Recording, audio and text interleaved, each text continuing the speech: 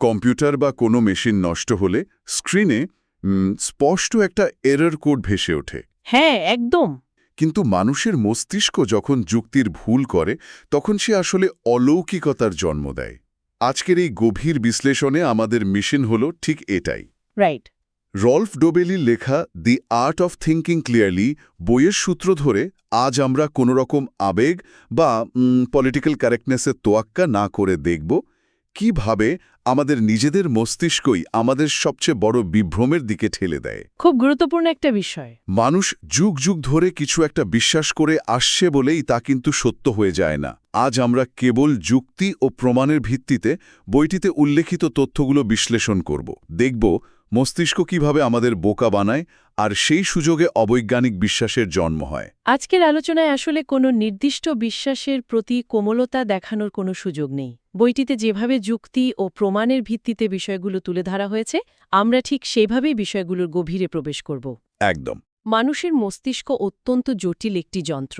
ধরুন, এর কিছু আদিম প্রোগ্রামিং বা কগনিটিভ বায়াস আছে, যা আমাদের যুক্তিবোধকে পুরোপুরি অন্ধ করে দিতে পারে। হ্যাঁ, আর এই ত্রুটিগুলো কিভাবে কাজ করে সেটা বুঝতে পারলে অনেক তথাকথিত পবিত্র বা অলৌকিক ধারণার আসল চেহারাটা পরিষ্কার হয়ে যাবে। ঠিক বলেছেন।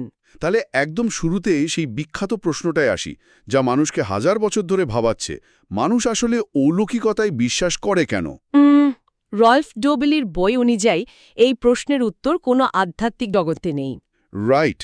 এর উত্তর আছে আমাদের মস্তিষ্কের নিউরোলজিক্যাল গঠনের ভেতরে। বইটিতে একটি খুব আকর্ষণীয় কগনিটিভ এররের কথা বলা হয়েছে, যার নাম ক্লাস্টারিং ইলিউশন। আরে হ্যাঁ, এই অংশটা পড়ার সময় আমি রীতিমতো অবাক হয়ে গিয়েছিলাম। তাই নাকি? হ্যাঁ, লেখক ২০০৪ সালের একটি বাস্তব ঘটনার উদাহরণ টেনেছেন। ফ্লোরিডার ডায়ান ডুইসার নামের এক নারী একদিন সকালে সাধারণ একটা চিজ টোস্টে কামড় দেওয়ার পর হঠাৎ আবিষ্কার করলেন যে টোস্টের পোড়া অংশে নাকি ভার্জিন মেরির মুখচ্ছবি ফুটে উঠেছে।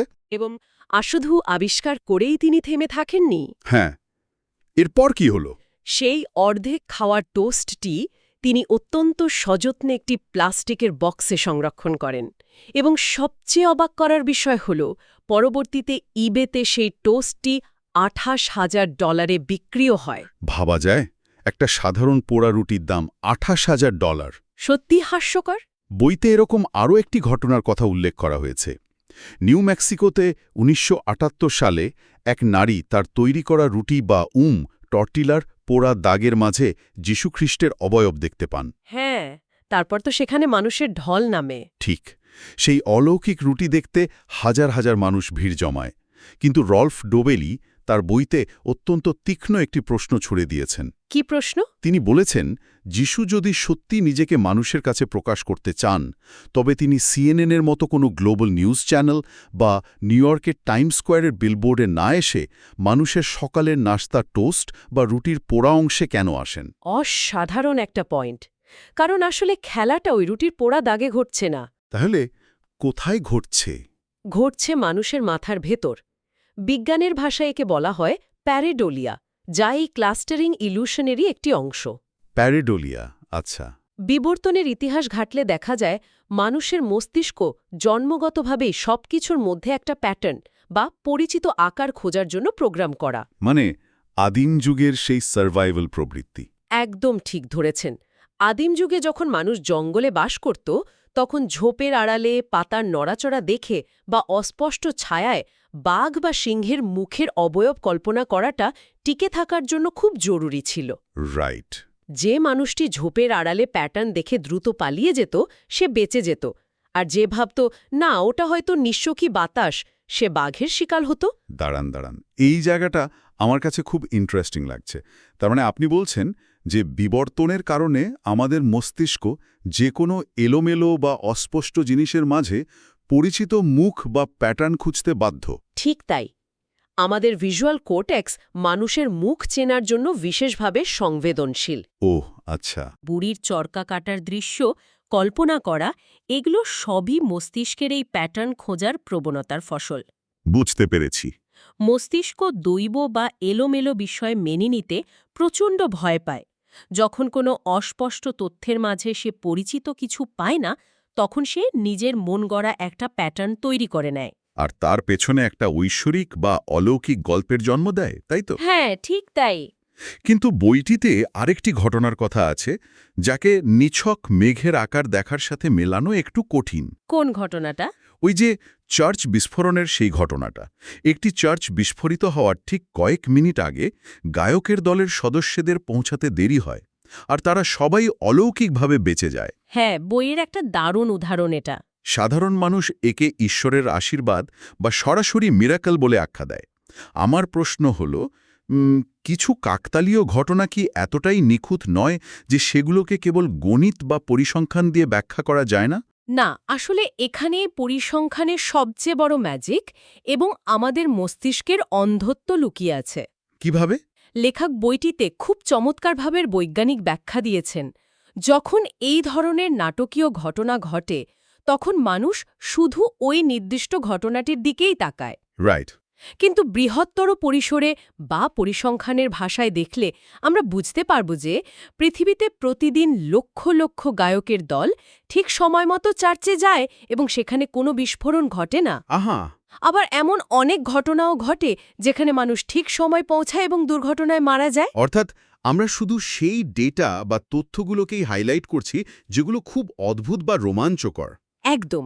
একে বিজ্ঞানের ভাষায় সার্ভাইভারশিপ বায়াস বা বেঁচে যাওয়ার পক্ষপাতও বলা যায়।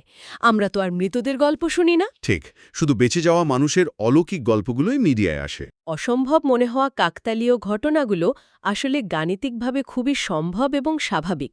পৃথিবীতে ৮০০ কোটি মানুষ, প্রতিদিন যদি প্রতি ১০ লাখ মানুষের মধ্যে একজনের সাথেও অদ্ভুত কোনো কাকতালীয় ঘটনা ঘটে। তাহলে তো প্রতিদিন ৮,০০০টি মিরাকেল ঘটার কথা। রাইট! এটি নিখাত গণিত, এর মধ্যে কোনো ঐশ্বরিক হস্তক্ষেপ নেই।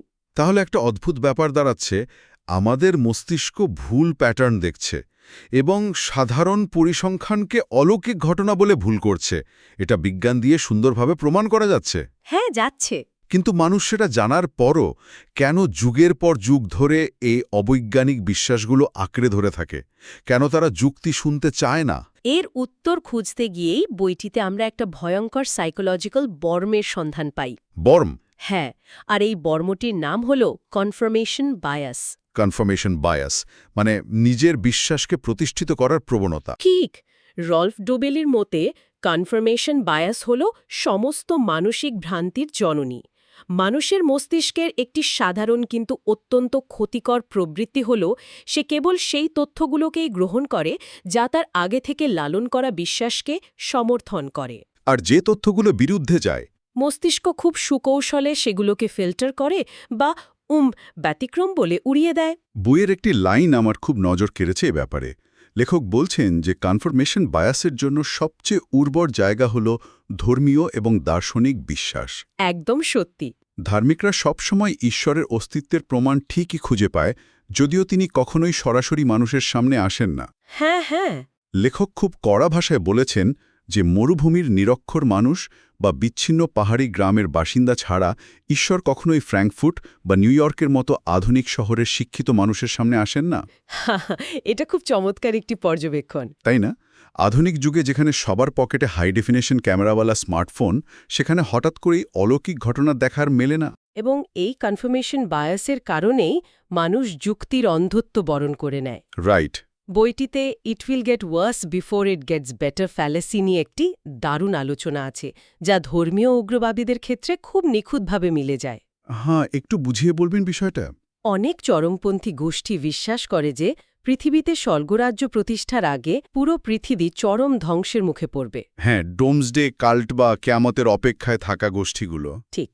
তাই যখন কোনো প্রাকৃতিক দুর্যোগ, মহামারী বা যুদ্ধ লাগে, তখন তারা উল্লাসে ফেটে পড়ে এবং বলে, দেখো, আমাদের ধর্মগ্রন্থের ঠিক এটাই বলা ছিল, পৃথিবী ধ্বংসের দিকে যাচ্ছে। আচ্ছা। আবার যখন পরিস্থিতি ভালো হয়ে যায় বা বিজ্ঞান কোনো মহামারীর প্রতিষেধক আবিষ্কার করে ফেলে, তখন তারা একে ঈশ্বরের আশীর্বাদ বলে চালিয়ে দেয়। এটা অনেকটা সেই বিখ্যাত ইনভিজিবল ড্রাগন বা অদৃশ্য ড্রাগনের অ্যানালজির মতো মনে হচ্ছে। কার্ল সেগানের সে অ্যানালজি। হ্যাঁ, ধরুন আমি আপনাকে বললাম আমার গ্যারেজে একটা ফায়ার ব্রিদিং ড্রাগন আছে। ওকে। আপনি দেখতে চাইলেন, আমি বললাম ড্রাগনটা অদৃশ্য।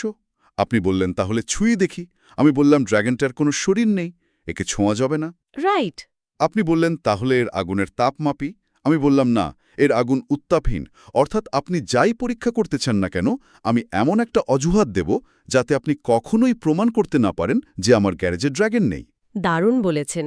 বিজ্ঞানের ভাষায় একেই বলা হয় ফলসিফায়েবিলিটি বা ভুল প্রমাণের যোগ্যতা। দার্শনিক কার্ল পপার এই ধারণার প্রবর্তন করেন। ফলসিফায়েবিলিটি, আচ্ছা। যে কোনো বৈধ তত্ত্ব বা সত্যকে এমন হতে হবে যাকে তাত্ত্বিকভাবে ভুল প্রমাণ করার সুযোগ থাকে। যে বিশ্বাসকে কোনোভাবেই ভুল প্রমাণ করার সুযোগ নেই, যেমন ওই অদৃশ্য ড্র্যাগন বা যে কোনো ধর্মীয় মতবাদ, তা আসলে কোনো সত্য বহন করে না। বুঝতে পেরেছি। মস্তিষ্ক কেবল তার নিজের স্বস্তির জন্য এই কাল্পনিক দেয়াল তুলে নেয়, কারণ কনফার্মেশন বায়াস তাকে অন্ধ করে রাখে। এখানে আরেকটা জিনিস চলে আসে, সবকিছুতেই ঈশ্বরের ইচ্ছা খোঁজার প্রবণতা। আমি যদি একটা কয়েন টস করে বলি, হেডস পড়লে আমি জিতব, আর টেইলস পড়লে সেটা ঈশ্বরের ইচ্ছা, তাহলে তো আমার হারার বা আমার বিশ্বাস ভাঙার কোনো সুযোগই নেই। একদম। এবং এই কারণেই বইটিতে দাবি করা হয়েছে যে কনফার্মেশন বায়াস দিয়ে ঘেরা এই বিশ্বাসগুলো আসলে চূড়ান্ত অর্থে অর্থহীন, কারণ এরা বাস্তবের কোনো নতুন তথ্য গ্রহণ করতে পারে না। কিন্তু এখানেই তো প্রশ্নটা সবচেয়ে বড় হয়ে দেখা দেয়। কোন প্রশ্ন? যদি এই বিশ্বাসগুলোর কোনো যৌক্তিক ভিত্তি না থাকে, যদি পুরোটাই মস্তিষ্কের একটা সফটওয়্যার গ্লিচ আর কনফার্মেশন বায়াস হয়, তবে বিশ্বের কোটি কোটি মানুষ কেন এগুলোকে পরম সত্য বলে অন্ধভাবে বিশ্বাস করে? হ্যাঁ, এটা একটা বড় ধাঁধা। বহু মানুষের বিশ্বাস কি কোনো বিষয়কে সত্য প্রমাণ করে? বইয়ের ভাষায় একে বলা হচ্ছে সোশ্যাল প্রুফ বা পালের উন্মাদনা। বিবর্তনের ইতিহাস ঘাটলে সোশ্যাল প্রুফের খুব শক্ত একটা ভিত্তি পাওয়া যায়। 50,000 বছর আগে আফ্রিকার জঙ্গলে আদিম মানুষ যখন দলবদ্ধভাবে বাস করত, হ্যাঁ, তখন হঠাৎ করে দলের সবাই যদি কোনো একদিকে দৌড়াতে শুরু করত, পেছনের মানুষটিও না ভেবেই তাদের সাথে দৌড়াতে শুরু করত। কারণ না দৌড়ালে বিপদ হতে পারে। ঠিক, সে যদি দাঁড়িয়ে ভাবার চেষ্টা করত যে সবাই দৌড়াচ্ছে কেন, ওটা কি আসলেই সিংহ নাকি শুধু বাতাসের শব্দ, তবে তার সিংহের পেটে যাওয়ার সম্ভাবনা অনেক বেড়ে যেত। অন্যকে অন্ধভাবে অনুকরণ করার এই প্রবৃত্তিটি একসময় আমাদের পূর্বপুরুষদের বেঁচে থাকতে সাহায্য করেছে। এটা খুব লজিক্যাল, কিন্তু সমস্যা হচ্ছে আধুনিক পৃথিবীতে এসে আদিম যুগের সেই সার্ভাইভাল মেকানিজম এখন আধুনিক সমাজে কিভাবে কাজ করছে? বর্তমান সময়ে বিশেষ করে বস্তুনিষ্ঠ সত্য খোঁজার ক্ষেত্রে এটি ভয়ঙ্করভাবে অকার্যকর এবং বিপজ্জনক। রাইট। এটা শুধু ধর্মীয় গোষ্ঠীর ক্ষেত্রেই ঘটে তা নয়। আমরা যখন শেয়ার মার্কেটে বিনিয়োগ করি, সবাই একটা নির্দিষ্ট শেয়ার কিনছে দেখে আমরাও না বুঝে কিনি, তারপর মার্কেট ক্র্যাশ করে। একদম তাই। কিংবা সোশ্যাল মিডিয়ায় কোনো ফেক নিউজ বা গুজব হাজারবার শেয়ার হতে দেখে আমরা অবচেতনভাবেই ধরে নিই যে খবরটা হয়তো সত্যি। এটাও কিন্তু মস্তিষ্কের সেই একই পালের উন্মাদনা বা সোশ্যাল প্রুফের গ্লিচ। বইটিতে ডব্লু সামারসেট মমের একটি বিখ্যাত উক্তি উদ্ধৃত করা হয়েছে, যা এই পরিস্থিতিকে দারুণভাবে ব্যাখ্যা করে। কোন উক্তিটি? তিনি বলেছেন, 50 মিলিয়ন মানুষও যদি কোনো বোকামি ভরা কথা বলে, তবু তা বোকামিই থাকে। অসাধারণ একটা কথা। সোশ্যাল প্রুফের কারণে পুরো একটি সংস্কৃতি কিভাবে পক্ষাঘাতগ্রস্ত হতে পারে তার অনেক প্রমাণ ইতিহাসে আছে। বইটিতে বলা হয়েছে কিভাবে পালের উন্মাদনায় পড়ে বিভিন্ন ধর্মীয় গোষ্ঠী গণ আত্মহত্যার মতো ভয়ঙ্কর সিদ্ধান্ত নিয়েছে। হ্যাঁ, ইতিহাসের পাতা ঘাটলে এমন অনেক ভয়ঙ্কর ঘটনার উদাহরণ পাওয়া যায়। একটা ভেড়া দৌড়াচ্ছে বলে না বুঝেই আরেকটা ভেড়া দৌড়ানো হয়তো আদিম যুগে কাজ করত, কিন্তু এখন এটা আমাদের ধ্বংসের দিকে নিয়ে যাচ্ছে। ঠিক এই জায়গাতেই বইটির সবচেয়ে বিতর্কিত এবং একই সাথে সবচেয়ে আকর্ষণীয় একটি বিষয় চলে আসে। সেটা কি? কগনিটিভ রিফ্লেকশন টেস্ট বা সংক্ষেপে সিআরটি। বইটিতে আমেরিকায় হওয়া একটি অত্যন্ত চমকপ্রদ গবেষণার কথা উল্লেখ করা হয়েছে, যেখানে মানুষের চিন্তাধারার যৌক্তিকতা মাপা হয়েছিল। দাঁড়ান, এই সিআরটি বা লজিক টেস্টের ব্যাপারটা একটু খুলে বলা যায়। শ্রোতাদের জন্য একটা দারুণ চিন্তার খোরাক হতে পারে। হ্যাঁ, বলুন। এই টেস্টের একটা খুব বিখ্যাত প্রশ্ন আছে। ধরুন একটা ব্যাট আর একটা বলের মোট দাম 1 টাকা 10 পয়সা। ব্যাটের দাম বলের চেয়ে ঠিক 1 টাকা বেশি, তাহলে বলের দাম কত? খুব চমৎকার একটা উদাহরণ। সাধারণ মানুষের ইনটুইশন বা সজ্ঞা তাৎক্ষণিকভাবে উত্তর দেবে বলের দাম 10 পয়সা। হ্যাঁ, মস্তিষ্কের প্রথম সিগন্যালটাই আসে 10 পয়সা। কিন্তু একটু ঠান্ডা মাথায় অঙ্কটা করলেই বোঝা যায়, বলের দাম যদি 10 পয়সা হয়, তবে ব্যাটের দাম হবে 1 টাকা 10 পয়সা। তখন দুটো মিলে মোট দাম হয়ে যাবে 1 টাকা 20 পয়সা। রাইট। এই সঠিক উত্তরটি হল বলের দাম ৫ পয়সা আর ব্যাটের দাম ১ টাকা ৫ পয়সা, দুটো মিলে ১ টাকা ১০ পয়সা। চমৎকার। তার মানে আমাদের প্রথম যে চিন্তাটা মাথায় আসে সেটা অনেক সময় ভুল হয়। ঠিক, মনোবিজ্ঞানী ড্যানিয়েল কাহিনীমানের ভাষায় একে বলা যায় সিস্টেম 1 বা দ্রুত চিন্তার প্রক্রিয়া, যা আবেগের দ্বারা চালিত। আচ্ছা। আর অঙ্ক কোষে ৫ পয়সা বের করাটা হল সিস্টেম 2 বা ধীর ও যৌক্তিক চিন্তার প্রক্রিয়া। বইটিতে যে গবেষণার কথা বলা হয়েছে তাতে দেখা গেছে যারা এই লজিক টেস্টে খুব হাই স্কোর করে, অর্থাৎ যারা ওই ৫ পয়সার উত্তরটা বের করতে পারে, তাদের চিন্তাধারা অত্যন্ত বিশ্লেষণমূলক। বাহ। এবং মজার বা চাঞ্চল্যকর বিষয় হল এই হাই স্কোরারদের বেশিরভাগই নাস্তিক। তাই নাকি? আর যারা কম স্কোর করে, অর্থাৎ যারা স্বজ্ঞার ওপর নির্ভর করে ১০ পয়সা উত্তর দেয়, গবেষণার ডেটা বলছে যাদের কগনিটিভ রিফ্লেকশন স্কোর কম, মানে যারা যুক্তির চেয়ে ইনটিউশন বা স্বজ্ঞার ওপর বেশি নির্ভরশীল, তারা ঈশ্বর, অতিপ্রাকৃত শক্তি এবং আত্মার অমরত্বে প্রবলভাবে বিশ্বাস করে। বইয়ের এই দাবিটা তো বেশ কঠিন। তার মানে লেখক বলছেন যে যৌক্তিক বিশ্লেষণের ঘাটতি মানুষকে ধর্মীয় বিশ্বাসে ঝুঁকতে বাধ্য করে। বইয়ের যুক্তিতে ব্যাখ্যাটা হল মহাবিশ্বের সৃষ্টি বা জীবনের অর্থের মতো অত্যন্ত জটিল প্রশ্নগুলোর মুখোমুখি যখন মানুষ হয়, তখন তার দুটি পথ থাকে। কি কি পথ? ১. বিজ্ঞান ও যুক্তির সাহায্যে ধীর ও পরিশ্রমসাধ্য উপায়ে সত্য খোঁজা। ২. একটি সহজ, প্যাকেটজাত, তৈরি করা গল্প মেনে নেয়া। যাদের কগনিটিভ রিফ্লেকশন কম, তারা দ্রুত এবং সহজ উত্তর খোঁজে। ধর্ম তাদেরকে ঠিক সেই সহজ গল্পটিই দেয়, যেখানে কোনো প্রমাণ বা হিসাব মেলাতে হয় না, শুধু বিশ্বাস করলেই চলে। তাহলে পুরো আলোচনা থেকে যে বিষয়টা পরিষ্কার হচ্ছে তা হলো আমাদের মস্তিষ্কের এই ভ্রান্তিগুলো, যেমন টোস্টের ওপর ছবি দেখার প্রবণতা, কনফার্মেশন বায়াসের সেই দুর্ভেদ্য দেয়াল এবং সোশ্যাল প্রুফ বা পালের উন্মাদনা, হ্যাঁ, এই সব কিছু মিলে মানুষের মাথার ভেতর এমন একটা ইকোসিস্টেম তৈরি করে যেখানে অন্ধবিশ্বাস খুব সহজেই শিকড় গাড়তে পারে। একদম সঠিক বিশ্লেষণ। বইটি লেখকের মতে এই সবগুলো বিষয় এটাই নির্দেশ করে যে যাকে আমরা ঐশ্বরিক সত্য বলে ভাবি তা হয়তো নিতান্তই আমাদের মস্তিষ্কের কাঠামোগত দুর্বলতা বা ইভলিউশনারি গ্লিচ। এবং একজন আধুনিক সচেতন মানুষ হিসাবে এই জ্ঞানটুকু অর্জন করা অত্যন্ত জরুরি। এটি আমাদের প্রাত্যহিক জীবনেও গভীরভাবে প্রভাব ফেলে। কিভাবে? যখন আমরা বুঝি যে আমাদের মস্তিষ্ক কিভাবে ধোঁকা দিচ্ছে, তখন আমরা কেবল ধর্মীয় অন্ধবিশ্বাস থেকেই নয়, বরং রাজনৈতিক প্রপাগান্ডা, ফেক নিউজ এবং সমাজে চাপিয়ে দেওয়া অনেক ভুল সিদ্ধান্ত থেকেও নিজেদের বাঁচাতে পারি। রাইট। বাস্তবসম্মত এবং স্বাধীন সিদ্ধান্ত নেওয়ার পূর্বশর্তই হল নিজের মস্তিষ্কের এই ভ্রান্তিগুলো সম্পর্কে সচেতন হওয়া।